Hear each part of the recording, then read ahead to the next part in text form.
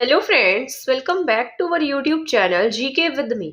तो आज के इस वीडियो में हम पढ़ना स्टार्ट करने वाले हैं हिंदी का हमारा टॉपिक वर्ण विचार। जैसा कि आपको पता है, इससे पहले वाली वीडियोस में मैं आपको बता चुकी हूँ कि हम हिंदी की क्लास स्टार्ट कर रहे हैं। हिंदी की क्लास आपके DSSB के एग्जामिनेशन के लिए और इसके साथ साथ चंडीगढ़ के एग्जामिनेशन दोनों के लिए ही इक्वली इंपॉर्टेंट रहने वाली है।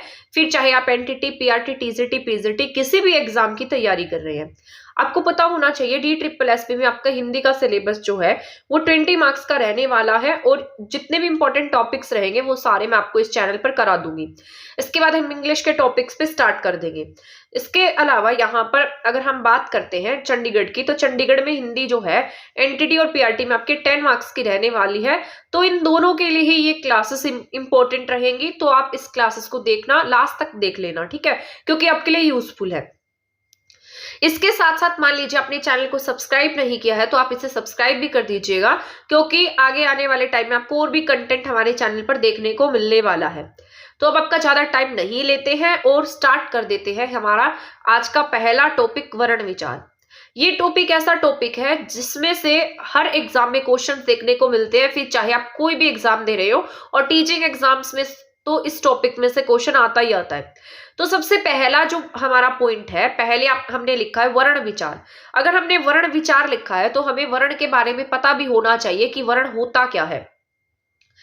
जैसे हम छोटी क्लासेस से ही पढ़ते आए हैं कि वर्ण जो है वह छोटी से छोटी ध्वनि होती है जिसके हम क्या नहीं कर पाते, टुकड़े नहीं कर पाते, वो क्या होता है, हमारा वर्ण होता है। ठीक है, ऐसे ही जो वर्ण है, वर्ण के क्या होते हैं, हमारे पास दो भेद होते हैं, जिसमें से एक क्या होता है, स्वर होता है, और दूसरा क्या होता है, व्यंजन होता है।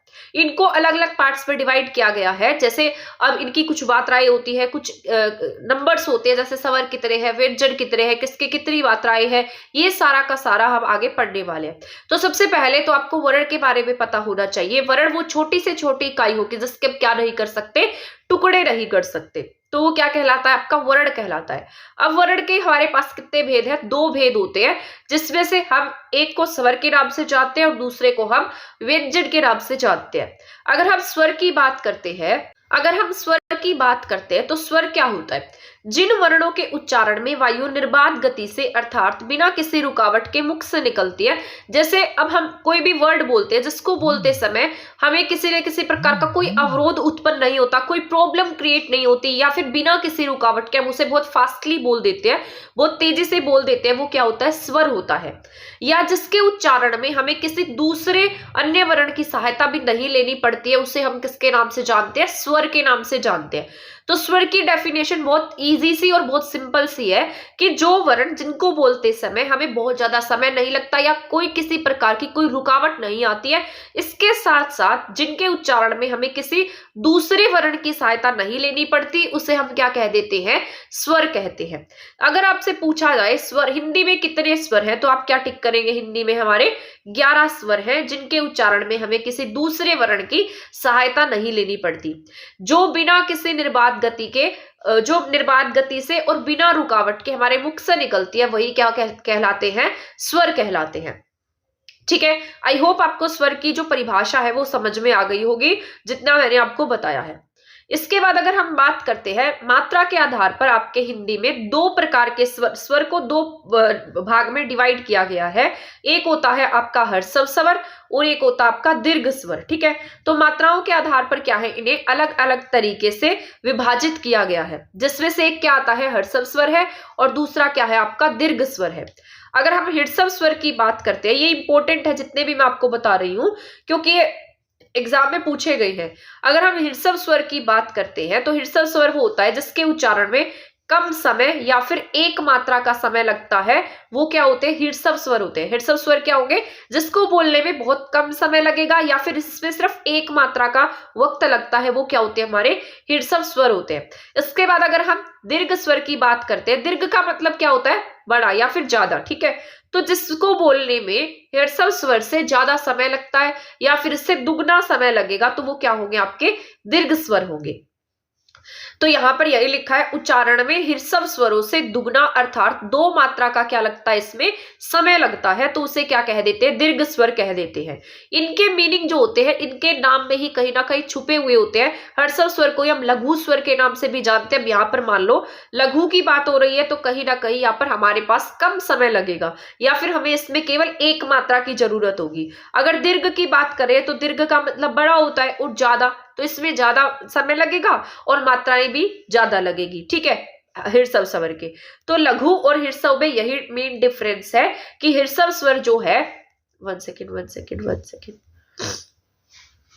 तो इनमें मेन डिफरेंस यही है, ह्रस्व स्वर जो है इनके उच्चारण में हमें कम समय लगता है और दीर्घ स्वर में हमें ज्यादा समय लगता है। इसमें केवल 1 मात्रा का समय लगता है और दीर्घ स्वर में हमें इससे ज्यादा मात्राओं का समय लगता है। ठीक है, अगर हम ह्रस्व स्वर या फिर लघु स्वर की बात करते हैं तो हमारे पास में 4 क्या होते हैं, लघु स्वर होते हैं, और इनको हमने इस प्रकार से लिखा है, जैसे ए, ई, ऊ, री, ये क्या है, हमारे लघु है। और देखो इनको क्या है, मात्राएं नहीं है, री की यहाँ पर मात्रा नहीं है, तो यहाँ पर ये क्या है, हमारे लघु स्वर है। और अगर हम यहाँ पर दीर्घ स्वर की बात करते हैं तो दीर्घ स्वर में कितने हैं, 7 होते हैं। आप अगर इनको ही याद रख लेंगे तो बाकी एज इट इज अपने आप ही याद रह जाएंगे। तो इसको अगर याद करने के का तरीका मैं आपको बताती हूँ, तो इसकी एक ट्रिक है जिसको हम अयूर से याद करते हैं, AYUR।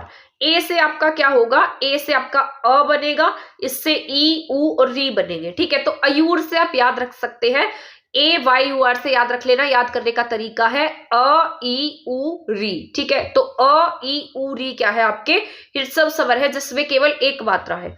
अगर हम यहाँ पर दीर्घ स्वर की बात करते हैं तो इन सभी चारों को छोड़कर बाकी जितने 7 स्वर बचते हैं वो किस में जाएंगे, दीर्घ स्वर में जाएंगे। इनकी संख्या कितनी है, ये कौन से है, इनमें है आ, ई, ऊ, ए, ओ, औ। ठीक है, तो ये क्या है, आपके 7 है जिनको बोलने में हमें थोड़ा ज्यादा समय लग रहा है, जैसे आ, ई, ऊ, ए, ओ, औ। और यहाँ पर क्या है, ये लघु स्वर कितने थे, हमारे 4 थे, जिसको हमने किससे याद किया था, अयूर से, अ, ई, ऊ, री। ठीक है, तो अ, ई, ऊ, री ये क्या है, हमारे लघु स्वर है, जिसको हम किससे याद कर रहे हैं, अयूर से। और बाकी जो बच गए हैं वो क्या है, हमारे दीर्घ स्वर है, जिसमें कहीं ना कहीं डबल मात्रा का यूज किया गया है, या जिनको बोलने में थोड़ा ज्यादा समय लग रहा है। बोलकर भी देखेंगे तो आ, ई, ऊ, ए, ओ, औ। ठीक है, तो ये क्या हमारे लघु दीर्घ स्वर है और ये अयूर क्या है, हमारा लघु स्वर है। आई होप आपको यहां तक का समझ में आया होगा। अभी जो मैंने आपको बताया है आपको समझ में आ गया होगा। यहां तक हमने पढ़ा है वर्ण क्या होता है। ठीक है, जो जिसके हम टुकड़े नहीं कर सकते, सिंपल भाषा में कहेंगे वो क्या है, वर्ण है। वर्ण के कितने भेद है, 2 भेद है, एक स्वर और एक व्यंजन। आगे स्वर क्या होता है, जो हम जिसका उच्चारण हम बिना किसी अवरोध के कर पाते हैं, बिना किसी रुकावट के कर पाते हैं, जिसको बोलने में हमें कम समय लगता है। ठीक है, या जिसके बोलने में हमें किसी अन्य वर्ण की जरूरत नहीं पड़ती है, वो क्या होते हैं, हमारे स्वर होते हैं। आगे स्वर के भी हमने कितने पार्ट्स डिवाइड किए, 2 पार्ट्स होते हैं, एक ह्रस्व या लघु स्वर और दूसरा क्या होता है, दीर्घ स्वर। ह्रस्व या लघु स्वर में क्या होता है, हमारे पास कम मात्रा का समय लगता है और इसमें 4 क्या आते हैं, इसमें 4 हमने ये ऐड किया, ए, अ, ई, 4 स्वर ऐड है, अ, ई, ऊ, री, अयूर। और इसके अलावा अगर हम बात करते हैं दीर्घ स्वर की, तो दीर्घ स्वर में बाकी 7 किस पे आ जाते हैं, दीर्घ स्वर में आ जाते हैं, जिनमें 2 मात्रा का समय लगता है। ठीक है, तो आई होप यहां तक का आपको ये समझ में आया होगा जो हमने अभी स्वर के बारे में पढ़ा है। अब हम जानेंगे व्यंजन क्या होते हैं। व्यंजन के बारे में पढ़ लेते हैं क्योंकि आपका मोस्ट इंपोर्टेंट रहने वाला है, इसमें से ज्यादा क्वेश्चंस आपके देखने को मिलते हैं। तो अगर हम व्यंजन की बात करते हैं तो व्यंजन की पहले आपको परिभाषा पता होनी चाहिए। स्वर के बारे में मैंने आपको बताया था, जहां पर हम किसी भी शब्द का उच्चारण, किसी भी वर्ण का उच्चारण बिना किसी बाधा के क्रिएट कर सकते हैं। ठीक है, बिना किसी बाधा के हमारी जो वर्ण है, जिन वर्णों के उच्चारण में वायु जो है वो बिना किसी बाधा के मुख से निकलती है, वो क्या था, स्वर था। लेकिन व्यंजन क्या, इसके अपोजिट होगा। व्यंजन में हम क्या पढ़ेंगे, जिन वर्णों के उच्चारण में वायु क्या होती है, बाधित होकर, यानी कि किसी न किसी बाधा से या रुकावट के साथ क्या निकलती है, हमारे मुख से निकलती है, उन्हें हम क्या कहते हैं, व्यंजन कहते हैं। ठीक है, आई होप ये समझ में आ रहा होगा। तो व्यंजनों की संख्या कितनी होती है, 39 है। वहां पर हमने कितने पढ़े, 11 पढ़े हैं। तो ये यहाँ पर ये कितने हैं व्यंजन, 39 है। ठीक है, जिन वर्णों के उच्चारण में वायु बाधित होकर बिना रुकावट के मुख से निकलती है उन्हें व्यंजन कहते हैं। वैसे अब व्यंजन को 33 पढ़ते हैं, लेकिन अब मैं आपको बताऊंगी कि हमने यहाँ 39 क्यों लिखा है। तो आगे आप पढ़ेंगे, डिटेल सब इसके बारे में जानेंगे। तो इसके बाद यहाँ पर व्यंजन के प्रकार जो है वो कितने होते हैं। व्यंजन हमारे पास अलग अलग टाइप्स के, जैसे स्पर्श व्यंजन है, क्षिप्त है, ताड़त जात है। ठीक है, इसके बाद अंतस्थ है और उष्मी है, संघर्षी है, संयुक्त व्यंजन है, ताड़त जात है, अयोगवा है, ठीक है, आगत है। तो ये सारे के सारे मैं आपको बताने वाली हूँ। तो यहाँ पर अगर हम व्यंजन के बारे में पढ़ते हैं, इसके प्रकार के बारे में पढ़ते हैं, तो सबसे पहले मैंने लिखा है स्पर्श वर्गीय या स्पष्ट व्यंजन। ठीक है, ये व्यंजन क्या होते हैं, कंठ, तालु, मूर्धा, दंत, ओष्ठ, यानी कि जिनका उच्चारण स्थल किस किस से होता है, हमारे कंठ से होता है, हमारे तालु से होता है, मूर्धा से होता है, दंत से, ओष्ठ से, इनसे जो उच्चारण होता है उन्हें हम क्या कहते हैं, स्पर्श व्यंजन कहते हैं। ये टोटल कितने होते हैं, 25 होते हैं। जैसे अब हम ये पढ़ते हैं तो कै से लेकर वै तक की संख्या जो है वो किस में जाएगी, आपके स्पर्श या वर्गीय या स्पष्ट व्यंजन में जाएगी। इसको मैं आपको दिखाती भी हूँ, आगे मैंने ये सारे लिखे भी है, तो एक बार मैं आपको क्लियर कर देती हूँ ताकि आप कहिए। देखो ये टोटल कितने हैं, 25 है ये हमारे, और इसको हमने कहीं ना कहीं वर्गों में डिवाइड किया हुआ है। तो ये कितने हमारे टोटल संख्या में 25 है, जिसको हम क्या कहते हैं, स्पर्श क्या कहते हैं, स्पर्श व्यंजन कहते हैं। ठीक है, तो हमारे पास 25 क्या होते हैं, स्पर्श व्यंजन। आपसे पूछा जा सकता है कि इनमें से बताइए कौन सा स्पर्श व्यंजन नहीं है। अगर आपने नहीं पढ़ा होगा तो आप उसे कैसे टिक कर पाएंगे। तो स्पर्श व्यंजन कितने हमारे पास, 25 है, और ये कौन से कैसे मैं तक है। इनकी संख्या कहां से कहां तक है, कैसे मैं तक है। ये क्या होते हैं, हमारे स्पर्श व्यंजन होते हैं, जिनका उच्चारण स्थल क्या होगा, कंठ से, तालु से, मूर्धा से, दंत से और ओष्ठ से होगा। इनका सभी का उच्चारण कहां से है, किसी का कंठ से, तालु से, मूर्धा से, ओष्ठ से, दंत से। और ये सारा मैं आपको बताऊंगी भी सही कि किसका जो उच्चारण स्थल है वो कौन सा है। पूरा का पूरा याद करेंगे, टेंशन लेने की जरूरत नहीं है। ठीक है, तो अभी बस मैं आपको थोड़ा ओवरव्यू है जिससे आपको एक समझ बन सके। ये क्लास आज आपकी थोड़ी ओवरव्यू टाइप की रहेगी ताकि आप इसमें एक समझ बना सके। इसके बाद मैं आपको नेक्स्ट क्लास में पूरा डिटेल से भी पढ़ाऊंगी। तो पहले आपका एक ओवरव्यू होना जरूरी होता है किसी भी टॉपिक का, ताकि आप उसका एक बेस बना ले और बाद में उसका हाई लेवल जो है वो हम तैयार करते जाए। व्यंजन है ये कहाँ से उत्पन्न होते हैं, कंठ, तालु, मूर्धा, दंत, ओष्ठ, इन्हें क्या कहते हैं हम, स्पर्श व्यंजन कहते हैं। कितने होते हैं संख्या में, 25 होते हैं। कहां से कहां तक होंगे, कैसे मैं तक होते हैं। इसके बाद अगर हम नेक्स्ट पॉइंट की बात करते हैं, अंतस्थ व्यंजन। इसके बाद हमारा नेक्स्ट पॉइंट है अंतस्थ व्यंजन। अंतस्थ व्यंजन क्या होते हैं, ये व्यंजन जीभ, तालु, होठों को परस्पर सट्टाने से क्या होते हैं, उच्चारित होते हैं, किंतु कहीं भी क्या नहीं होते, पूर्ण रूप से स्पर्श नहीं होते हैं। ये स्पर्श व्यंजन तथा ऊष्म व्यंजन के मध्य में स्थित होते हैं। इन्हें अंत्यस्थ व्यंजन भी कहा जाता है। तो ये संख्या में कितने हैं अंत्यस्थ व्यंजन, 4 हैं। जैसे ये, रे, ले, वे। आप इन्हें बोलकर देखिएगा, इन्हें बोलकर देखेंगे तो ये किससे उत्पन्न हो रहे हैं, जीभ और तालु से, और होठों को परस्पर सट्टाने से उत्पन्न होते हैं, लेकिन स्पर्श नहीं होंगे। तो इनको बोलकर देखिए, ये, रे, ले, वे। ठीक है, तो इसमें क्या होता है, यहाँ पर ये क्या होते हैं, अंत्यस्थ व्यंजन कहे जाते हैं, जो पूर्णतः स्पर्श नहीं होते, लेकिन इसमें जीभ, तालु और होठों को परस्पर सट्टाने से उच्चारण होता है, लेकिन स्पर्श पूर्णतः स्पर्श नहीं होंगे। तो ये कितने हैं संख्या में, 4 होते हैं। जैसे ये, रे, ले, वे। क्योंकि ये टॉपिक ऐसा है, इसको अगर आप बोलकर नहीं देखेंगे तो आप इसको समझ नहीं पाएंगे। ठीक है, तो ये जो यहाँ पर मैं आपको बता रही हूँ, ये व्यंजन जो है ये आपको बोलकर अगर आप इनको करेंगे तो आपको आसानी से समझ में आ जाएंगे। जैसे ये, रे, ले, वे। ये क्या होते हैं, जीभ, तालु और होठों को परस्पर सट्टाने से उच्चारित होते हैं। तो इसे हम किसके नाम से जानते हैं, अंत्यस्थ व्यंजन के नाम से जानते हैं। इनकी संख्या कितनी होती है, 4 होती है। सबसे पहले आपको यही पता होना चाहिए अंत्यस्थ व्यंजन कौन से हैं। तो ये कौन से हैं, ये, रे, ले, वे हैं। 4 कितने आपके, 4 क्या है, अंत्यस्थ व्यंजन है। इससे पहले मैंने आपको क्या बताया था, स्पर्शी व्यंजन बताया था। ठीक है, इसके बाद यहाँ पर ऊष्मा संघर्षी व्यंजन है। अब ये स्पर्शी व्यंजन नहीं है, यहाँ पर ये क्या है, संघर्षी व्यंजन है, जिनको बोलते समय घर्षण उत्पन्न होता है या वायु मुख से बाहर की तरफ निकलती है, उसे क्या कहते हैं, ऊष्मा संघर्षी व्यंजन कहते हैं। ये आपका बहुत इंपॉर्टेंट है, इसका नाम क्या है, ऊष्मा संघर्षी व्यंजन।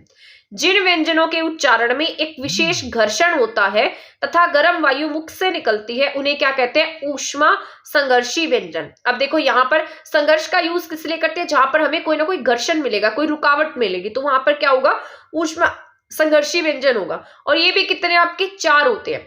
ये कौन से हैं, श, से, से है। बोलकर देखिएगा, मुख से एक वायु निकलेगी, तो ये कौन से है, श, स, ह। ठीक है, श, स, ह। इनको बोलकर देखेंगे तो क्या होता है, वायु बाहर निकलती है और थोड़ा सा जो घर्षण लगता है बोलते समय। ठीक है, तो इसे हम क्या कहते हैं, ऊष्म संघर्षी व्यंजन के नाम से जानते हैं। तो यहाँ पर ऊष्म संघर्षी व्यंजन की संख्या भी कितनी है हमारे पास में, 4 है। ठीक है, तो आई होप आपको ये वाला पॉइंट भी समझ में आ गया होगा। तो इनकी संख्या कितनी होती है, 4 होती है, श, स, ह। ठीक है, तो आप इसका उच्चारण करके देखिएगा। मुझे ये श, स बोलते हुए थोड़ा कंफ्यूजन होता है, तो आप इसको बोलकर देखिएगा, आपके मुख से वायु निकलेगी, तो आप इसका क्या आइडिया लगाएंगे कि कौन से व्यंजन है, ये आपके ऊष्म संघर्षी व्यंजन है। इनको बोलते हुए क्या लग रहा है, घर्षण लग रहा है। इसके बाद अगर हम बात करते हैं संयुक्त व्यंजन की, संयुक्त व्यंजन जो है, जो व्यंजन 2 व्यंजनों के मेल से मिलकर बनते हैं उन्हें क्या कहते हैं, संयुक्त व्यंजन कहते हैं। इनकी संख्या कितनी है, 4 है। जैसे यहाँ पर क्या है, अक्ष है, ये त्रेय है, अज्ञ है, श्रेय है, ये किससे मिलकर बने हैं, कहीं ना कहीं 2 व्यंजन के मेल से मिलकर बने हैं। जैसे अक्ष ये किससे मिलकर बना है, क्षय, क, श और ये अ आ जाएगा। ठीक है, तो इसका विभेद करेंगे तो हमारे पास क्या आएगा, क, श, अ, क आधा, श आधा, अ पूरा, तो क्ष बोलते हैं इसे। ठीक है, क्ष। ठीक है, तो क्ष क्या है, क, श, अ, क, तो ये इसका क्या है, यहाँ पर विभेद है। तो ये क्या होते हैं, संयुक्त व्यंजन होते हैं, जो कहीं ना कहीं 2 व्यंजन के मेल से मिलकर बने होते हैं, तो इसे हम संयुक्त व्यंजन के नाम से जानते हैं। इसके बाद अगर हम ये भी कितने संख्या में, 4 है। इसके बाद अगर हम उक्षिप्त और ताड़न जात की बात करते हैं, तो उक्षिप्त और ताड़न जात जो है, जिन व्यंजनों के उच्चारण में जीवा का अग्रभाग मूर्धा को झटके से स्पर्श करके हट जाता है उसे क्या कहते हैं, उक्षिप्त कहते हैं। अभी आपकी जीवा का अग्रभाग है, ऊपर मूर्धा है, मूर्धा को झटके से क्या करेगा, स्पर्श करेगा और उससे हट जाएगा। अब ड बोलकर देखिए आप, ड, ढ, तो ये क्या होगा, आपके ऊपर जो मूर्धा है उसको टच करेगा और एकदम से नीचे की तरफ आएगा, तो ये क्या होता है, ड, ढ। इसको हम क्या कहते हैं, उक्षिप्त या ताड़न जात। ठीक है, तो ये क्या होते हैं, जिनके उच्चारण में क्या लगता है, जीवा का अग्रभाग और साथ साथ जो आपकी मूर्धा है उसको झटके से क्या करता है, स्पर्श करके हट जाता है, वही क्या होते हैं, उक्षिप्त या फिर ताड़न जात होते हैं। ये कितने हैं संख्या में, 2 होते हैं। ठीक है, आई होप आपको समझ में आ रहा होगा। ये हिंदी की मेरी पहली क्लास है, मैंने हिंदी आज 2-4 क्लासेस शायद पहले पढ़ाई थी, तो आप मुझे बार बार बोल रहे थे, तो मैंने सोचा चलो आपको हिंदी की क्लासेस भी करा दी जाए, शायद आपके एग्जाम में हेल्पफुल हो जाए। अब आप मुझे आईसीटी के बारे में बोल रहे हैं, लेकिन आईसीटी मेरा टॉपिक नहीं है, तो मैं आईसीटी आपको कैसे करा सकती हूँ, तो आईसीटी तो हमारा वहां से हो भी नहीं पाएगा। आईसीटी आप कहीं ना कहीं से पढ़ लेना, जो टॉपिक मैं आपको पढ़ा सकती हूँ वो मैं पूरी कोशिश करती हूँ कि मैं आपको कवर करा दूं। तो अगर यहाँ पर उक्षिप्त या ताड़न जात की बात करते हैं, तो ये मैं आपको बता चुकी हूँ, ये कितने हैं, संख्या में 2 होते हैं। इसके बाद अगर हम नेक्स्ट पॉइंट की बात करते हैं, तो नेक्स्ट है आपका नासिक्य व्यंजन। ठीक है, तो ये क्या आपका इंपॉर्टेंट है, क्या नाम है इसका, नासिक्य व्यंजन। नाक से बोले जाने वाले व्यंजन क्या होते हैं, नासिक्य होते हैं। यानी कि कुछ वैसे तो जिनकी साउंड जो है वो नाक से भी क्रिएट होती है उन्हें हम क्या कहते हैं, नासिक्य व्यंजन कहते हैं। जैसे अंग, अ, अणा, न, म बोलकर देखिए नाक की साउंड आएगी उसमें, तो नासिक्य व्यंजन क्या होते हैं, जिनमें नाक से बोले जाते हैं तो उन्हें क्या कहते हैं, नासिक्य व्यंजन कह देते हैं। ये कितने होते हैं, 5 होते हैं आपके। तो ये कौन से हैं, इनको बोलकर देखिए, अंग, अ, अणा, न, म। ठीक है, तो ये बोलकर देखेंगे तो ये आपको म बोलकर देखो, न, म जब बोलेंगे तो नासिक्य, यानी कि नाक से उत्पन्न होगी इनकी साउंड, तो इन्हें हम क्या कहते हैं, जिनकी साउंड नाक से क्रिएट होती है उन्हें हम क्या कह देते हैं, नासिक्य व्यंजन कह देते हैं। ठीक है, आई होप समझ में आया होगा। इसके बाद अगर हम नेक्स्ट पॉइंट की बात करते हैं, अयोगवाह की, जिन ध्वनियों को ना स्वर से योग है ना व्यंजन से, फिर भी वो क्या करती है, ध्वनि वहन करती है। मतलब जिनका ना स्वर की ध्वनियों से योग है, ना ही व्यंजन की ध्वनियों से योग है, फिर भी उसकी क्या होती है, अपनी साउंड होती है। तो इसमें अ आता है और अह आता है। ठीक है, तो ये क्या होते हैं, अयोगवाह होते हैं। तो इनको क्या कहते हैं, हम अयोगवाह कह देते हैं। अंग और अह, ये है अंग और अह। ठीक है, तो ये क्या है, 2 अयोगवाह होते हैं। इसके बाद अगर हम आगत और ग्रहित वर्ण की बात करते हैं, अब यहाँ पर ग्रहित मतलब हमने कहीं ना कहीं से ग्रहण किया है, आगत मतलब कहीं ना कहीं से हमने इसे लिया है। तो इसका मतलब है जो वर्ण हिंदी या संस्कृत के ना होकर किसी अन्य भाषा से हिंदी में ग्रहण किए गए हैं उन्हें हम क्या कह देते हैं, आगत कह देते हैं या फिर ग्रहित कह देते हैं। तो ये क्या है आपके, आगत है या ग्रहित है। इनमें ये एक तो ओ आएगा, जैसे कई बार हम क्या लिखते हैं, कॉफी लिखते हैं, ठीक है, लिखते हैं ना कॉफी, तो ऊपर क्या लगाते हैं, इस तरीके का वो लगाते हैं, सिंबल लगाते हैं, तो ये किस में आता है आपके, ये आगत है। इसके बाद यहाँ पर ज है, ये नुक्ता वाला ज, और इसके बाद में ये फ है, तो ये क्या है आपके, ये तीनों आगत है। तो तीन आगत देखने को मिलेंगे, एक आ, ऊपर वो कॉफी वाला साइन, फिर ज नीचे बिंदी और फिर फ। तो ये किस में आएंगे, आपके आगत या ग्रहित वर्ण में आते हैं। ठीक है, तो आई होप आपको ये समझ में आया होगा। ये ओ जो है ये अंग्रेजी का है, और ये ज और फ जो है ये किसके हैं, अरबी भाषा के हैं। इसके बाद अगर हम कुल मात्रा की बात करते हैं तो स्वरों की मात्रा कितनी होती है, 10 होती है। वैसे स्वर कितने हैं, संख्या में 11 होते हैं, लेकिन इनकी मात्रा कितनी होती है, 10 होती है। ठीक है, सॉरी, इनकी मात्राएं 10 होती हैं और स्वर कितने होते हैं, 11 होते हैं। आई होप आपको ये समझ में आ रहा होगा। इसके बाद बस यहाँ तक पढ़ लेते हैं, फिर बाकी जो है वो मैं आपको ये यहाँ से हम कल की क्लास में पढ़ लेंगे। तो ये क्या हो जाएगा आपका, यहाँ से एक ओवरव्यू हो जाएगा और आपको आसानी रहेगी अब कल की क्लास को अच्छे से समझने में। तो यहाँ पर अगर हम मात्रा की बात करते हैं, मात्रा क्या होती है, अगर यहाँ पर मात्रा की बात करें तो स्वरों का वह रूप, 1 सेकेंड, तो यहाँ पर अगर हम बात कर लेते हैं मात्रा की, तो स्वरों का वह रूप जिसे व्यंजन के साथ जोड़ा जाता है उसे क्या कह देते हैं, मात्रा कह देते हैं। ठीक है, तो जो स्वर के साथ स्वरों का वह रूप जिसके साथ में हम क्या जोड़ देते हैं, व्यंजन जोड़ देते हैं, उसे हम क्या कहते हैं, मात्रा कहते हैं। इसके बाद अनुस्वार की बात करते हैं। अनुस्वार जो है वायु केवल किससे निकलती है, जब हम किसी शब्द का उच्चारण करते हैं, ध्वनि का उच्चारण करते हैं, तो ध्वनियों के उच्चारण के समय जो वायु है हमारे किससे, नाक से निकले, तो उसे हम किसके नाम से जानते हैं, अनुस्वार कह देते हैं। जिसके ऊपर ये ऐसी बिंदी देखने को मिलेगी आपको, जिस भी शब्द के ऊपर, वो क्या होता है आपका, अनुस्वार होता है। जैसे पंच, बंदर, कंगन, इसकी वायु जो है वो नाक से निकलेगी। पंच, बंदर, कंगन बोलेंगे ना, नाक से साउंड क्रिएट होगी, तो इसमें क्या होता है आपका, इसे हम अनुस्वार कहते हैं। अगर हम अनुनासिक की बात करते हैं तो ध्वनियों के उच्चारण में जो वायु है नाक से और मुख दोनों से निकलती है, उसे क्या कहते हैं, अनुनासिक कहते हैं। जो ये चांद बिंदी वाले एग्जाम्पल होते हैं, ये किस में जाते हैं, आपके अनुनासिक में जाते हैं। अनुस्वार किस में जाएगा, पंच, जो बिंदी एक ओनली सिंगल बिंदी है वो किसकी है, अनुस्वार की होती है। जिस पर चांद बिंदी लगी होती है वो किसकी होती है, अनुनासिक की होती है। तो ध्वनियों के उच्चारण में वायु नाक और मुख दोनों से निकलेगी, वो क्या होंगे, अनुनासिक होंगे। इसके एग्जाम्पल जैसे आंत, दांत, पांच, अंधेरा, ये सब क्या है, अनुनासिक है। ठीक है, आई होप आपको ये समझ में आ गया होगा जितना हमने आज की क्लास में पढ़ा है। तो मैंने आपको बताया, सबसे पहले वर्ण की डेफिनेशन बताई है, इसके बाद मैंने आपको ह्रस्व वर्ण, दीर्घ वर्ण बताया, ठीक है, उसकी डेफिनेशन बताई। इसके बाद हम पढ़े हैं व्यंजन के बारे में, व्यंजनों के प्रकार के बारे में। व्यंजन में मैंने आपको बताया सबसे पहले स्पर्श, वर्गीय या फिर स्पष्ट व्यंजन, जिनकी संख्या 25 थी, कैसे मैं तक थे। इसके बाद हमने पढ़ा है अंतस्थ व्यंजन, जो पूर्णतः स्पर्श नहीं होते, लेकिन जिसमें किसके परस्पर सट्टाने से क्रिएट होती है साउंड, जीभ के, तालु के और होठों के। इनकी संख्या कितनी है, 4 होती है। ये कौन से ये रे लैव है। ऊष्मा या संघर्षी की बात करते हैं तो इनकी भी संख्या 4 होती है, और ये घर्षण क्रिएट करने से निकलते हैं, स, श, स, ह। ठीक है, इसके बाद मैंने संयुक्त व्यंजन की बात की है। संयुक्त भी आपके 4 होते हैं, जिनमें दो व्यंजन के मेल से बनते हैं। इसके बाद अगर हम उक्षिप्त या ताड़न जात की बात करते हैं तो इसमें क्या होता है आपके, ये भी 2 होते हैं। इसके बाद अगर हम नासिक्य की बात करते हैं तो नासिक्य में ये 5 होते हैं, जिनकी साउंड जो है वो नाक से निकलती है। अगर हम अयोगवा की बात करते हैं तो जिसमें ना स्वर ना ही व्यंजन, दोनों ध्वनियां वहन नहीं होती, वो अयोगवा होते हैं। अगर हम आगत या गृहीत वर्ण की बात करते हैं तो ये हमारे हिंदी से नहीं लिए गए होते, ये किसी दूसरी भाषा के होते हैं, जैसे ओ और ज और फ है। कुल मात्राएं मैंने आपको बताई थी 10 होती है, स्वर 11 होते हैं। मात्रा बता चुकी हूं मैं, अनुस्वार और अनुनासिक हम सारा पढ़ चुके हैं। आई होप आपको ये हिंदी की क्लास समझ में आ गई होगी, आपके लिए यूजफुल रही होगी। आपका एग्जाम ओरिएंटेड है ये, तो आप इसको पढ़ लीजिएगा। अब हम मिलेंगे हमारी नेक्स्ट वीडियो में, तब तक आप हमारे चैनल के साथ बने रहिए। चैनल को सब्सक्राइब नहीं किया तो प्लीज सब्सक्राइब कर दे।